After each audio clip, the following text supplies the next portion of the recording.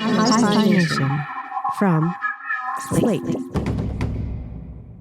If you want to start a career in crime, the best person to call would be Mike Chase. So my name's Mike Chase. I'm a criminal defense lawyer and the operator of the Crime A Day Twitter account. So I wrote a book called How to Become a Federal Criminal, an illustrated handbook for the aspiring offender.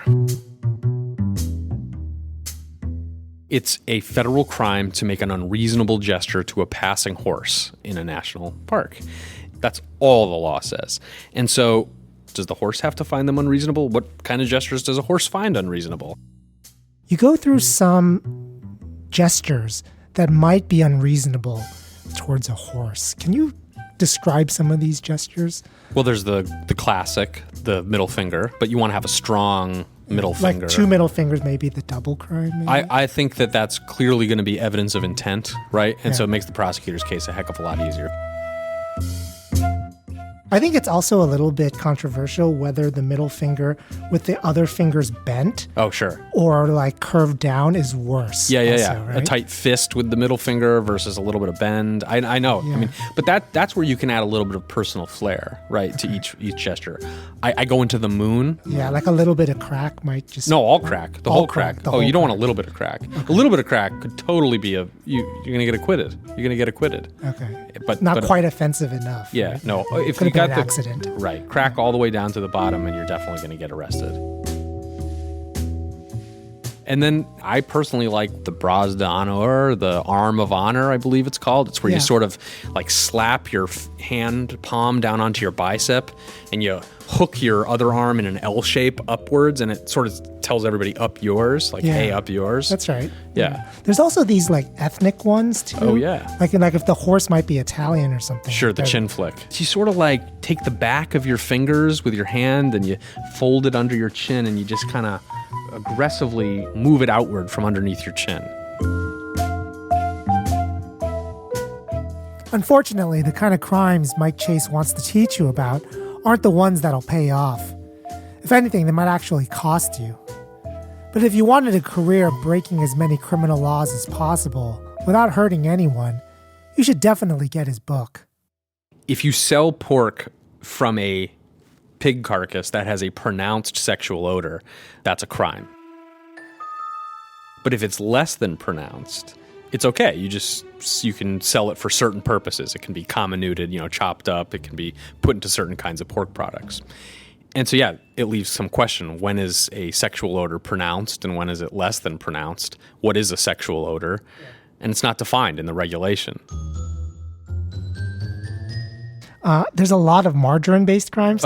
Margarine is a great example because it shows how we ended up with a lot of the statutory federal crimes, which is that they're the product of lobbying efforts. So butter was king, and then margarine was the new kid on the block. And the dairy lobby was furious, and so they went to Congress and they said, we need to ban it.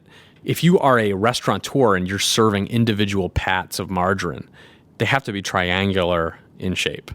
And you say, well, that's silly and inane. But there's a guy, Joseph Trawoski, here in Hartford, Connecticut. He got charged for it twice and got hauled out of his restaurant for serving square pats of margarine.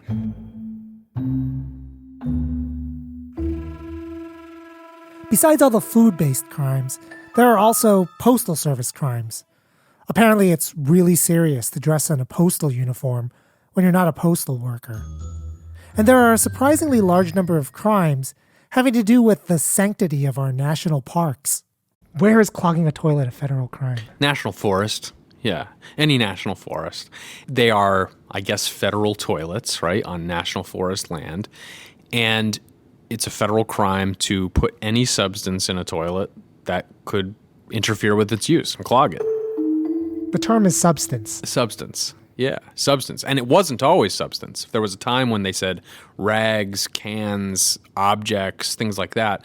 The purpose there clearly was, are you putting an object in with the intent to clog a toilet, right? That's what we would think would make sense. But there have been revisions to the rule, and in fact additions to the rule, that now make it clear that any substance put in a toilet to interfere with its use, without regard for intent, that becomes a federal crime. And so it's pretty vague. Even an accidental toilet clogging is totally permissible as a federal crime.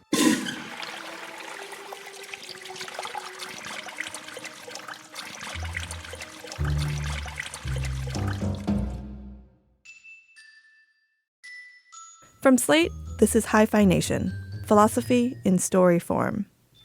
This season, crime and punishment. Recording from Vassar College, here's your host, Barry Lamb. Welcome to Hi-Phi Nation, Season 4. Lots of things are happening this season, so let me tell you about them up front before we continue. Each episode of this series looks at a certain stage of the criminal justice system, takes a practice that happens in that stage and uncovers its underlying assumptions, questioning them, see if they contribute to justice or injustice. And today it's about the first stage, legislation, when a bunch of people we elect get together and try to formulate what's a crime and who goes to jail. This season we're going to look at every stage: policing, prosecution, sentencing, what it's like in jails, and what happens after you get to leave. There's going to be an exclusive bonus episode following every episode this season with long-form discussions of the issues. It'll feature me and a special guest. For the first 4 episodes, it'll be Sarah Lusbader, public defender and writer at The Appeal. And if you, like me, leave law school and then become a public defender, it all kind of breaks down. The first bonus episode will be free, but all subsequent ones will be available with a Slate Plus membership. I'm also doing invite-only Zoom events after every episode, where I and a special guest will get to meet you. To find out how to get an invitation, go to hiphination.org. Let's get back to the episode. Mike Chase has been trying to organize and catalog the federal criminal code for 6 years now.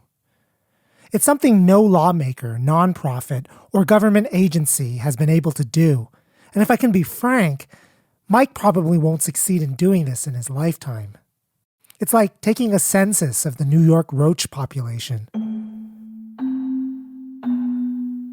There's a list of crimes that arise the way we would expect. Someone or group lobbies the federal government. Congress passes a law, it gets signed, and it's a statutory criminal law. But then there are all these criminal laws that arise from regulatory agencies. The FDA wants to protect us from sexually smelly pork, so they notify pork producers of the new rule. At the same time, Congress will pass this other law that says that regulations coming out of the FDA, or the Department of the Interior, or the U.S. Postal Service shall also be criminal laws. As a result, then, you get hundreds of thousands of regulations that are automatically criminalized, subjecting its violators to arrest, prosecution, or jail time.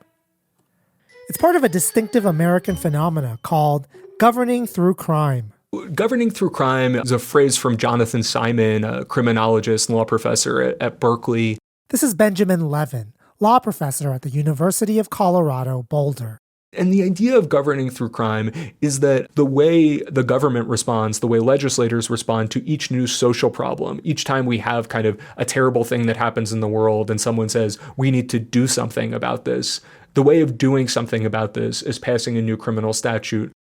According to Ben Levin, governing through crime is not a left-right issue, not a Democrat-Republican issue. It's more of a governing by stick versus by carrot issue. Every political party, every ideological orientation seems to have a preferred set of bad guys they want governed by sticks.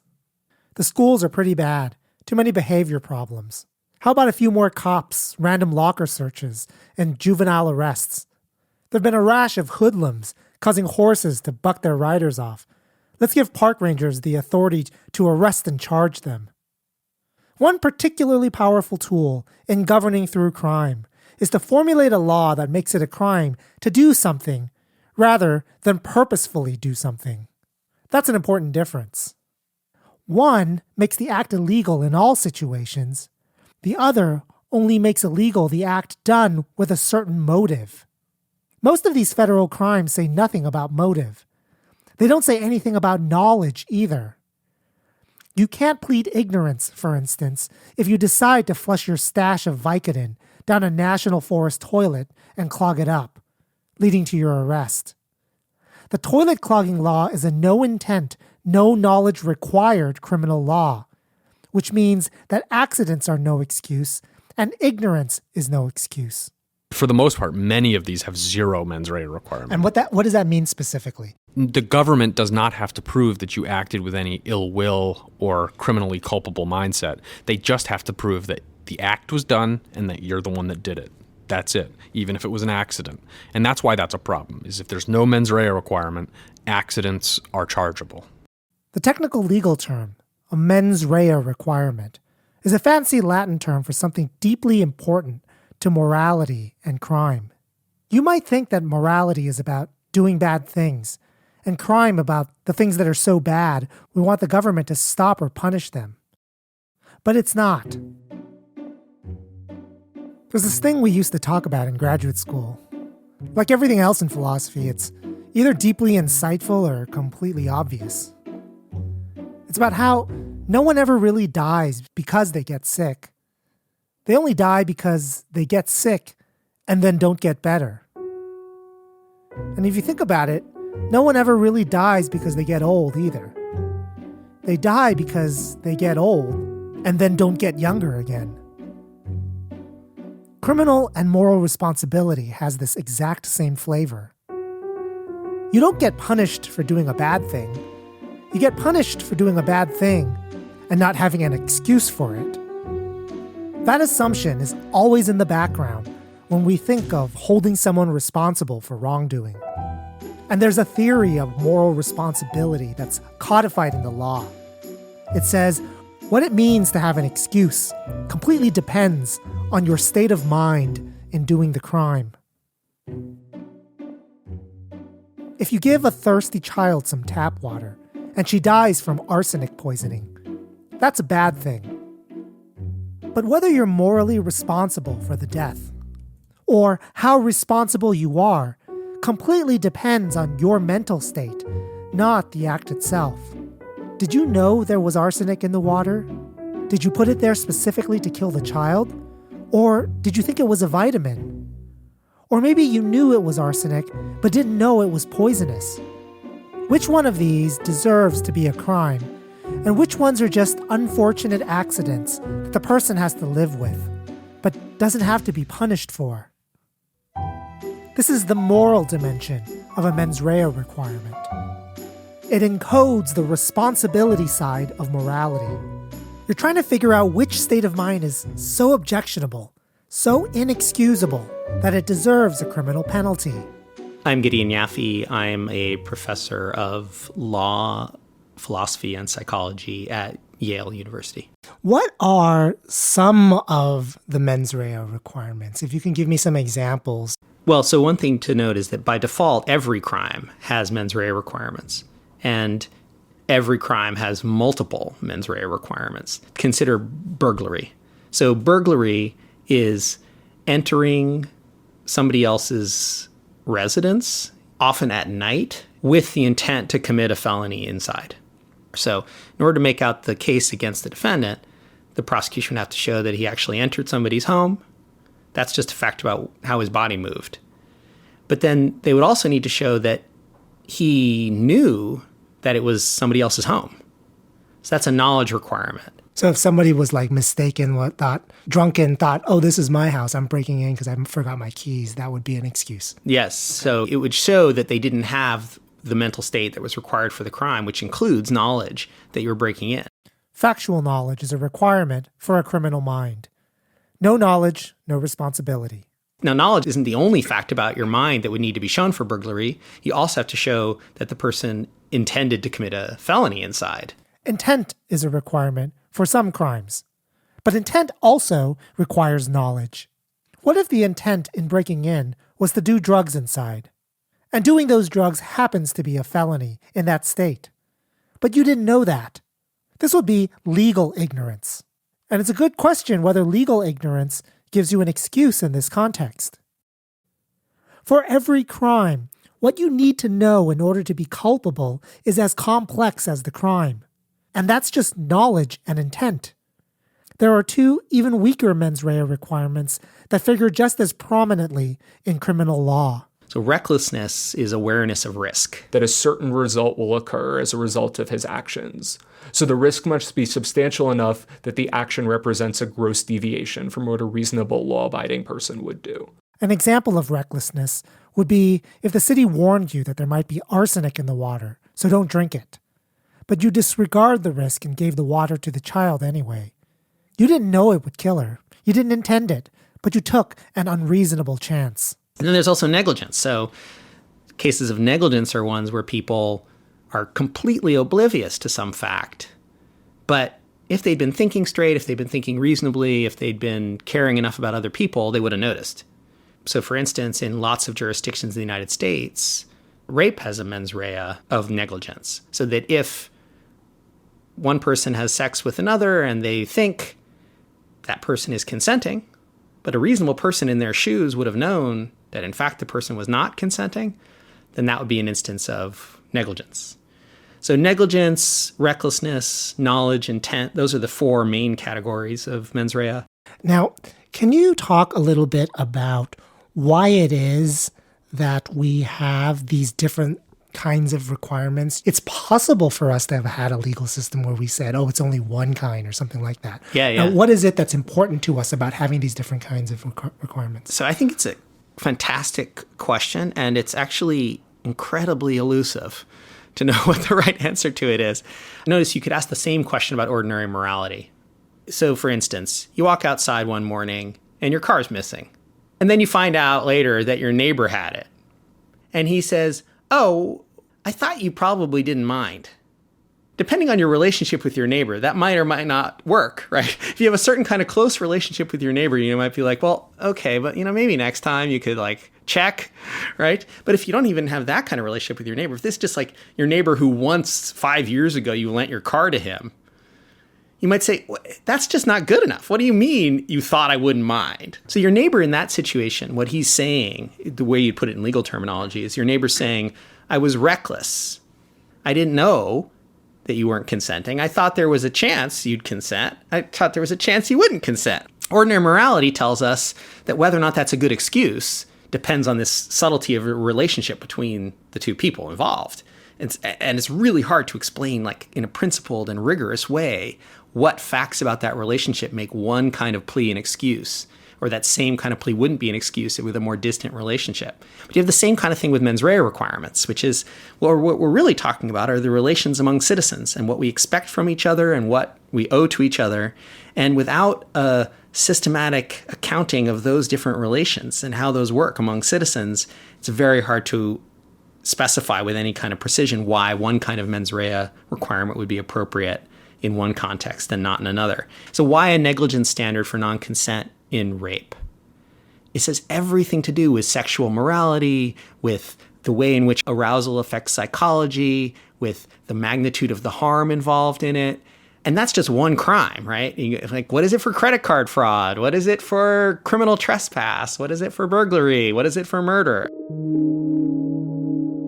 When it comes to the criminal mind, the job of a legislature is the same job as an ordinary person. You're trying to formulate what mindset you think deserves a criminal sanction. The legal system, in common sense, treats the four mens rea mental states as making up a kind of hierarchy of evil. Negligence is the least evil mindset, worthy of blame for some crimes. It's when you fail to know something society expects you to know. Recklessness is second. Knowledge without intent is third. And finally, intent is the most evil. Set mens rea high, and every bad mindset below it is an excuse. Set it low, and every mindset above it is worthy of punishment. Crimes without mens rea requirements bypass the hierarchy entirely. They allow for punishment without any criminal mind. If that's a problem, it's important to know why human beings care so much about mindset in the first place.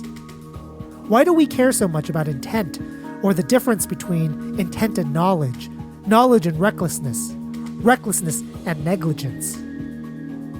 Gideon Yaffe has a theory. Often very subtle psychological differences that are super hard to measure in the lab conditions, make huge differences intuitively to responsibility.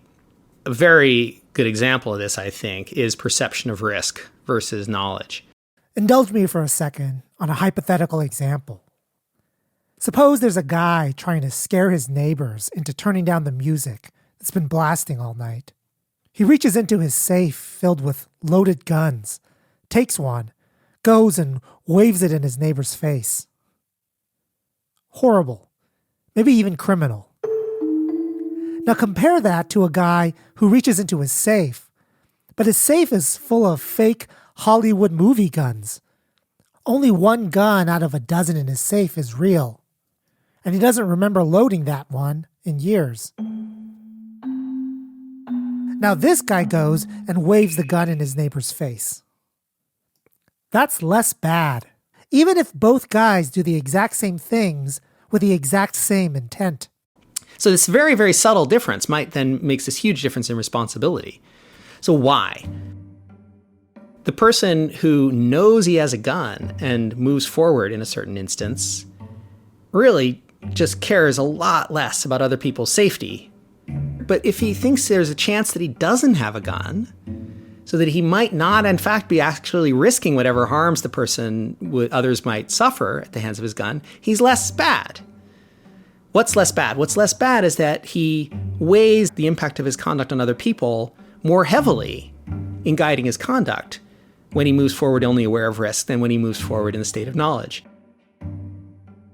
Or similarly, somebody who intends to harm somebody else, as opposed to thinking as he runs a stop sign, gee, I might harm somebody else. Instead, he's running that stop sign, aiming to run the guy over. He takes the harm to somebody else as a positive reason in favor of his conduct, not as a reason to hold back. These facts about how we grant reason-giving weight, I would say, to the effects of our conduct on other people, those are what's morally significant, I think.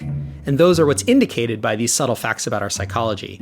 So it's that fundamental idea about how we work with and transact with the effect of our conduct on other people, what kind of weight we give that in our deliberations about what to do, that is the fundamental issue that sits behind the choices of mens rea requirements. Because that's what we're getting at when we prove that the person intended harm. So is this a accurate way of putting it? So your view is that what's important to us is the way a person values their own interests compared to the interests of other people. That's really the thing that's underlying all of these mens rea requirements.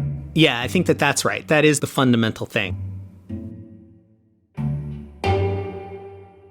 Mens rea requirements are then policing the attitudes that we have toward other people. Just like criminal acts are supposed to be so contrary to the interest of other people that we need to prohibit them, mens rea requirements say that certain ways of thinking about other people are so beyond the pale that we need to prohibit them too.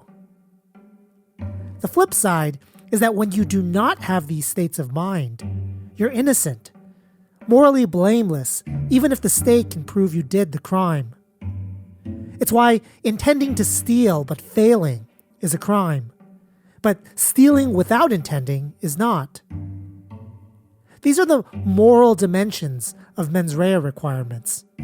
It's how criminalization is supposed to work. There should be no crime without a criminal mind. But there's another dimension to criminal states of mind, a political one. A mens rea requirement tells us what the government needs to prove about a defendant's state of mind before they can convict them for a crime.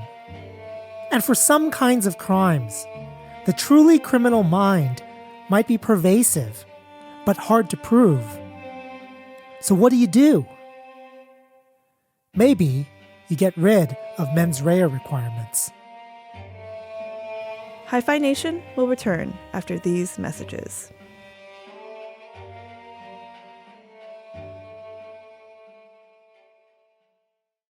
Andy Cullison, you're the director of the Prindle Institute for Ethics at DePaul University. And you've got a new podcast out now, right? Yes, I'm the host of Getting Ethics to Work, a show about ethical issues in the workplace. You actually think that workplace problems generally are problems about values, right? I do. In fact, I'd hazard a guess that almost all of them are conflicts about values. Most people's workplaces have taken a dramatic change in the last month. What's a moral issue that people are facing as they take their work home and into cyberspace?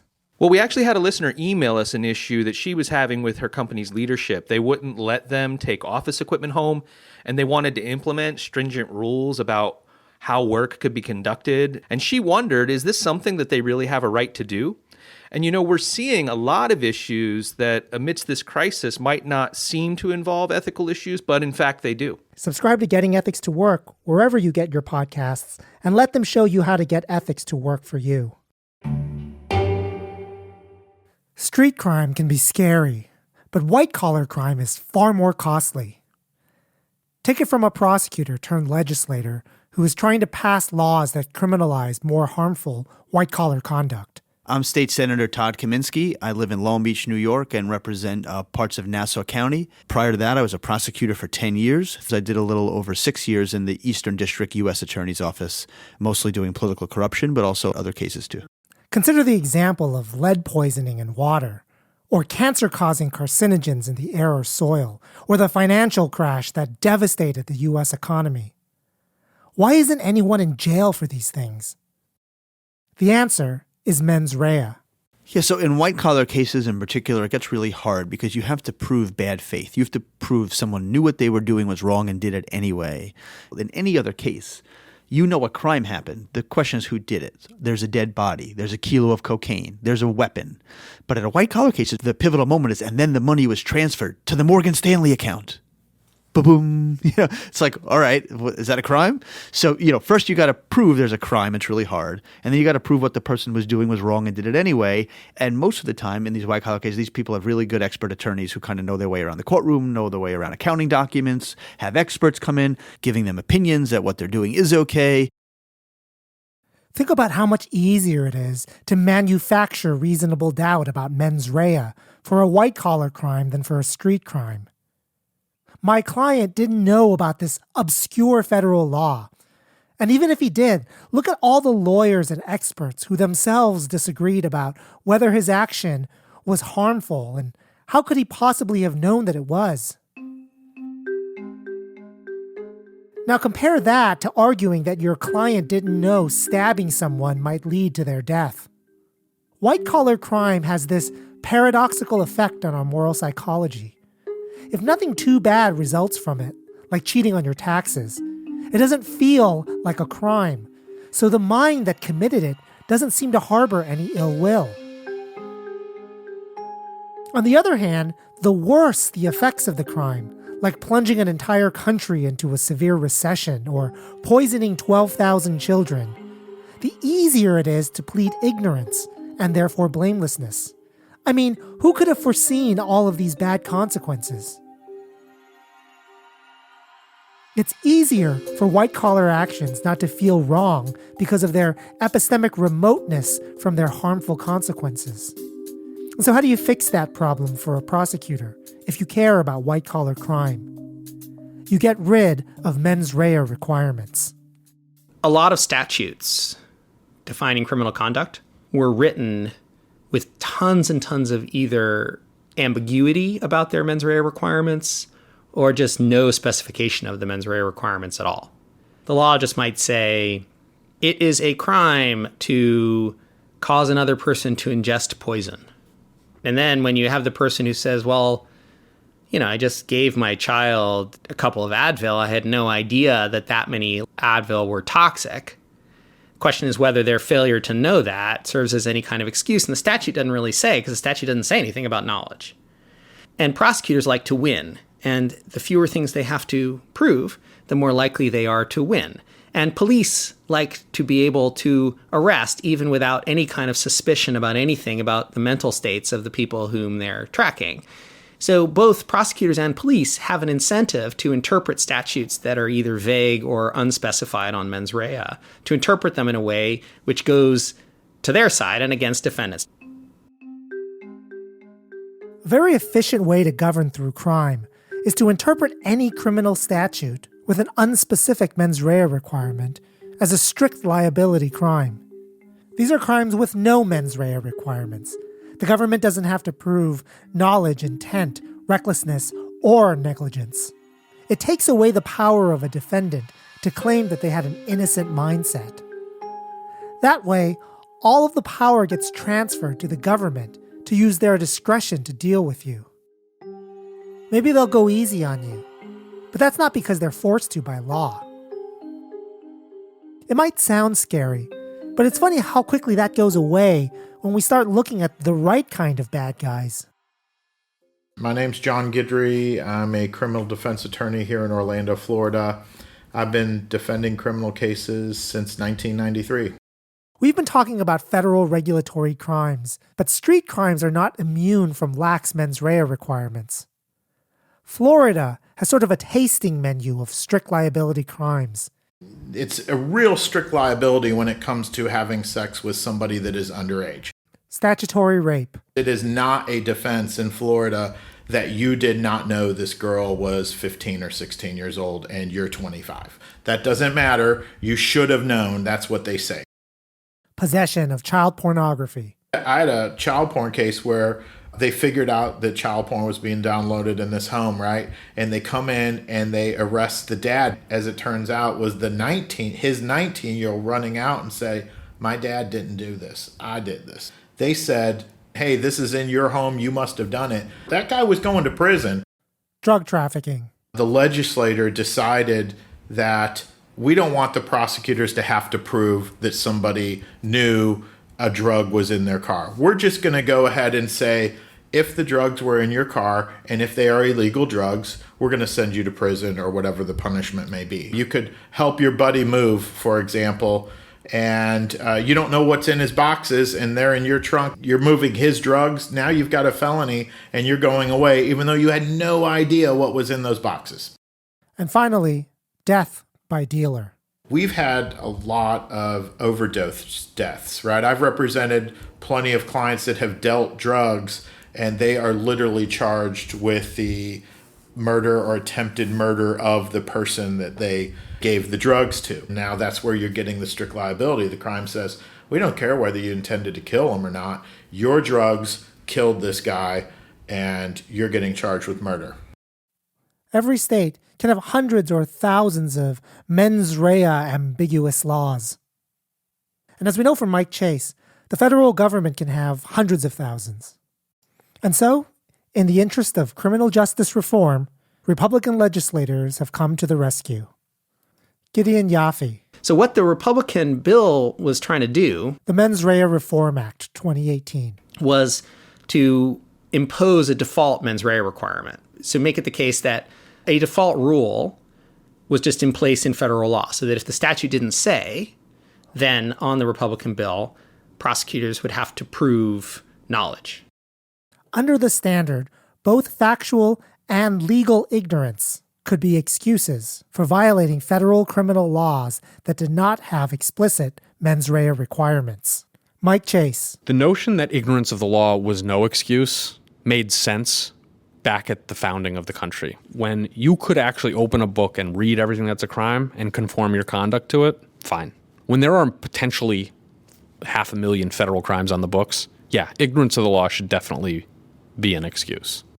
Ben Levin. There's support for the mens rea reform, generally speaking, from conservatives, from libertarians, and folks on the political right, because a lot of these federal criminal laws are viewed as an extension maybe of government run amok. This is big government in its scariest form, right? And these expansive criminal statutes are seen as a component of over-regulation. From a liberal perspective, or from a progressive perspective, or a left perspective, there's support for mens rea reform, in large part because of concerns about mass incarceration, because of concerns about over-criminalization. Too many people are being punished.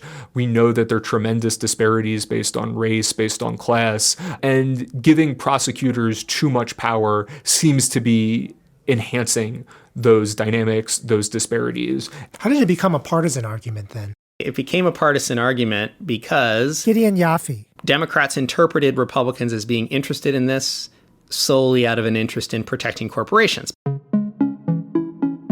Because many of the strict liability crimes that were prosecuted were ones that could only be committed by corporations, things like environmental harming. This is really a way of shielding people who commit white-collar crime, who commit financial crime or economic crime from any kind of accountability through the criminal system. I'm very careful about putting more restraints on our prosecutors. State Senator Todd Kaminsky. My argument is that we're not arresting young people from disadvantaged neighborhoods. We've just been arresting our way out of issues. We've been stocking our jails full of people. And the answer to society's problems is not incarcerating people, most of whom are poor. I agree with that. But if you limit this to white-collar cases, you'd be arresting white-collar criminals. I want to make it easier to prosecute white-collar cases. They're not held in on crimes. They're not high sentences. Do you think that white-collar criminals just have good attorneys and the laws are formulated in their favor? Or, yes. Okay, you think yes. that? Because the Republican and Libertarian talking point is that there are a bunch of people who don't know what the laws are because there's too many damn laws, and you can't hold people to knowing some obscure federal regulation about dumping or something like that. Like, that's their argument. But your view is that, no, people know that they're doing wrong shit. They just have better lawyers to get away with it. Yeah, or there's not enough resources to law enforcement getting at that stuff. I mean, look, the example you gave, I have a law that would create a crime called criminal disposal. There is no law right now about dumping. Like, large construction companies take fill from their construction sites that are toxic, go to poor neighborhoods and dump them in their parks. That's crazy. No one could tell me they don't know what they're doing when they're driving out in the middle of the night and dumping stuff somewhere. That's clearly a crime. I think we need a whole white-collar reform movement in Albany. It has gone nowhere. There's no appetite for having more arrests. It seems like the momentum for criminal justice reform on the side of street crime is being used to also make white-collar crime harder to prosecute. Yeah, Would you agree with that? Yes, and it's totally perverse. Ben Levin. Elizabeth Warren has been a vocal opponent of mens rea reform. President Obama was a vocal opponent of mens rea reform. They're very concerned that mens rea reform is going to make it harder for federal prosecutors to prosecute people committing white-collar crime. To me, it's completely unjust to be punishing people in the absence of proof of mens rea. Gideon Yaffe. Completely unjust to punish people without giving them an opportunity to offer excuses on their behalf. And so any default rule is a step towards justice because it's going to require prosecutors to prove what to me is absolutely essential to the justification of punishment, which is something about responsibility, something about the mental state of the defendant. The bill that the Republicans were proposing, it was a step in the right direction because it was a step against the kinds of highly manipulative practices that were being engaged in both by prosecutors and police to try to bypass an absolutely essential element to just punishment.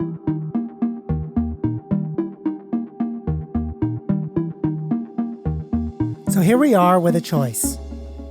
We have a strong feeling of injustice when someone is charged and convicted of a crime they never intended and never knew they were committing.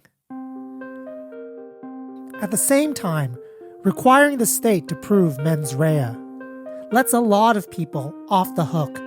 People who are already rich and powerful and do some of the most wide-ranging and serious harms in a society. What to do? When we return, Blackstone's ratio and mens rea reform, or whether it's ever okay to build a law that convicts the innocent in order to ensnare the guilty. We'll return to the rest of Hi-Phi Nation after these messages.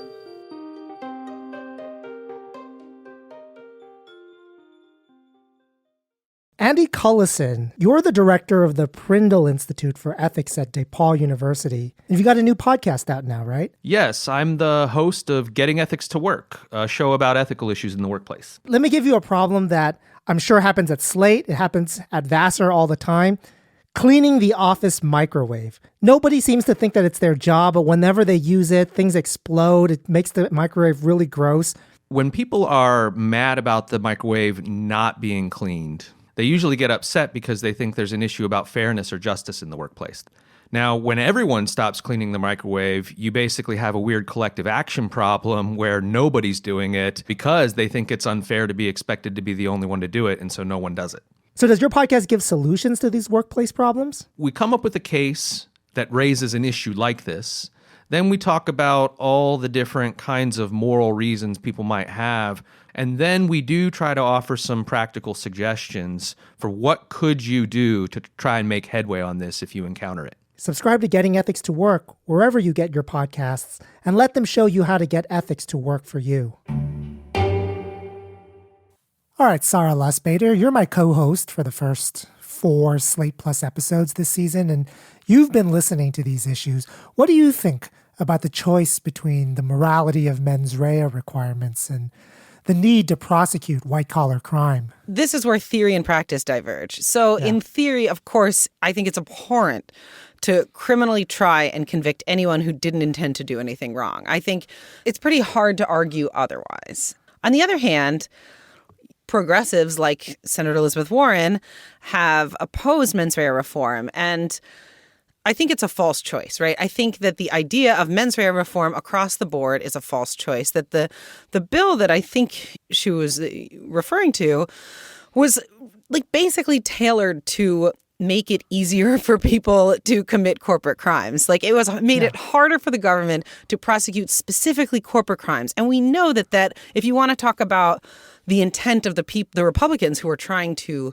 push that, they, I believe, were actually trying to block criminal sentencing reforms for like street crime unless Congress would agree to a mens rea amendment. So actually they saw those two things as in conflict with one another. And so I think in practice, it's a false choice to say if you want to roll back mass incarceration, you actually have to be kinder to corporate defendants. And I actually don't think that's true. There's no reason that you can't go through laws and say, I choose these laws to be tougher on. I think when it comes to corporate crimes, these crimes are more deterrable. So like literally in corporations, people ask their attorneys, what can I get away with? And the attorneys will say, if we do it this way, actually, it'll be harder to prove intent. You know, people who are arrested for street crime generally don't have their lawyer friend who they can ask, how can I show the least evidence of intent so it will help me evade prosecution? There's more long-form discussion with me and Sarah Lustbader in the Slate Plus bonus segment this week. And she makes a good point. The whole purpose of governing through crime is that you're trying to calibrate your criminal laws to fit the outcomes you prefer, the outcomes you think are just. There's this famous maxim attributed to Sir William Blackstone, famous English jurist of the 19th century. You've definitely heard of it. Better to let 10 guilty go free than convict one innocent person.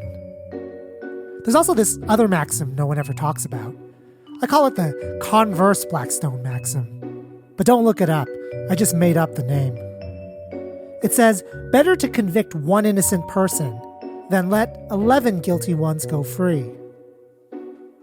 The Blackstone maxim says, don't make the standards of proof too low. The converse Blackstone maxim says, don't make them too high. People take the Blackstone ratios to justify a kind of universal burden of proof in criminal law. Proof beyond a reasonable doubt for all crimes. No exceptions. But what if it does the opposite?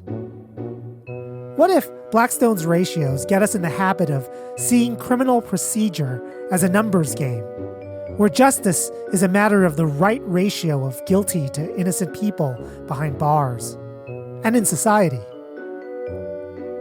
The government seems to be using strict liability crimes as an end run around constitutionally protected burdens of proof, when certain crimes don't have the right Blackstone ratios. Let's tweak mens rea, see if we can calibrate the right number of people to put in prison.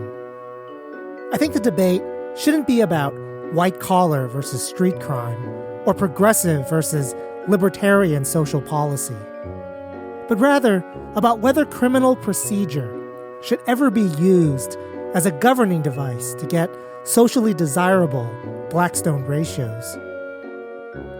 That's how I put the issue to Gideon Yaffe. There's a certain kind of numbers game, actuarial assessments of these mens rea requirements, arguments to the effect that From the Democratic side, something like more white-collar criminals will go free under the bill, and some people could respond, well, also other people who are unjustly incarcerated will also go free. Let's just take a look at the numbers. And you generally don't like that way of assessing the mens rea requirements. And tell me why that is. I think it orients the wrong way towards their moral significance. Let me give you an analogy. Say you're trying to decide whether or not to torture somebody, and you make the following argument in favor of it. If I torture them, I'm going to stop 3 other acts of torture. So anybody who makes that kind of calculation doesn't really understand the import of the rule, don't torture people. I think there's something very similar going on with these mens rea requirements, which is what you're really measuring when you say more of these people will go free, more of those people will do it. What you're trying to do is measure injustices relative to one another and count the injustices. So we're going to stop this many injustices by allowing that many injustices. Well, that's fine so long as the numbers are the right way. And that fails to recognize the kind of import of these principles, a principle of the form that says only punish somebody if he's responsible. And saying, oh, well, I'm going to be able to, I can kind of violate this one time, punish somebody who's not responsible or who I'm not confident is responsible. Why? Well, because when I do that, I manage to capture a lot of people in my net who are responsible. You might, but it exhibits the wrong kind of attitude towards the principle. And that's the way I think of these mens rea requirements. I think they are fundamental in the same way as the rule don't torture people is fundamental. Hi-Phi's fundamental moral law here is that there's no crime without a criminal mind, and no just criminal law without a just mens rea requirement. To formulate and prosecute a strict liability crime violates the inviolable, the basic moral principles by which we evaluate the justice of laws. Underlying this stance is a moral theory. A deontological moral theory. The kind of moral theory that gives no room for a political dimension to mens rea requirements. The basic idea of a deontological theory, as I understand it, is to separate the right from the good. There can be acts that make the world better, that is, that add to the good, but which are in violation of principles that themselves determine the boundaries of the right and also of the wrong. So don't torture is an example of this. We can all think of examples, terrorist attacks, imminent, etc., where you can make the world better by torturing somebody. But the deontologist would say, yes, but there's this principle, don't torture, and that's the principle that determines the boundaries of the right. So you can recognize that sometimes you can make the world better by doing wrong. But our job is not to make the world better. Our job is to do what's right. But the criticism of deontology in public policy making is that it isn't about right, it's about self-righteousness. Why isn't the task of policy making consequentialist, which means you look at winners and losers of particular laws and regulations, and you balance things out for long-term good? What conception of right makes it possible for the right thing to do more long-term harm than good? Now, my feeling is there's a lot to that thought in many areas of public policy, like who should get to drive, who should get to be a contractor. Forward-looking attitudes of these kind make really good sense. I feel that way about many different aspects of public policy, but I just don't feel that way about criminal justice. Really, it comes from a kind of vision about what criminal justice is for. What it is it's the government trying to behave collectively for us on our behalf in a way which we see as right and not just as good. And so to me, it's something about the very nature of criminal justice and the very nature of criminal punishment that makes it especially important that the government act in accordance with right principle and not just make the world better. So it's not an engineering tool, it's a moral tool. That's exactly right. Okay. It's probably not the only set of government behaviors that serve an essential moral function in this way, but it's one of them, and it's intertwined with practices of holding each other accountable that are kind of essential to many aspects of ordinary human life and of what it is to be a human being in contact with and living among other human beings. So which is it? Is criminal justice a public policy tool serving the interest of the greater good? Or a moral tool serving only the interest of right and wrong? Consequentialists or utilitarians hate framing things this way, because to them, there's no difference between the right and the good. Criminal justice policy, when it's underwritten by consequentialism, rises and falls on data, cost-benefit analyses, effectiveness measures. Everything and nothing is moralized, including mens rea requirements.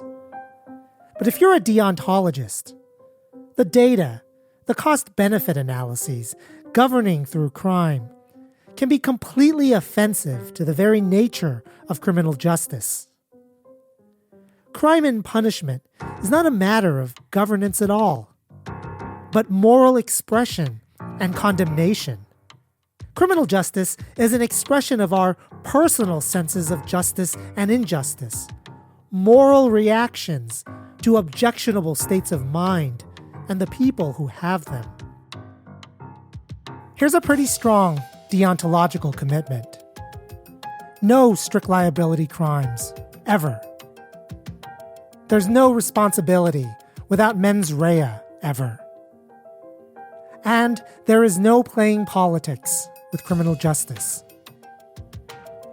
What are the repercussions for such an unrelenting moral position? You'll get to see as our series on crime and punishment continues. Hi-Phi Nation is written, produced, and edited by Barry Lamb, Associate Professor of Philosophy at Vassar College. Editorial Director for Slate Podcasts is Gabriel Roth. Senior Managing Producer for Slate Podcasts is June Thomas. Operations Manager for Slate Podcasts is Asha Saluja. Editor for Slate Plus is me, Chao Tu. Our new executive producer for Slate Podcasts is Alicia Montgomery. Special thanks to Carrie Figdor, whose patronage helped make this podcast possible. Production assistance this season provided by Noah Mendoza-Goot.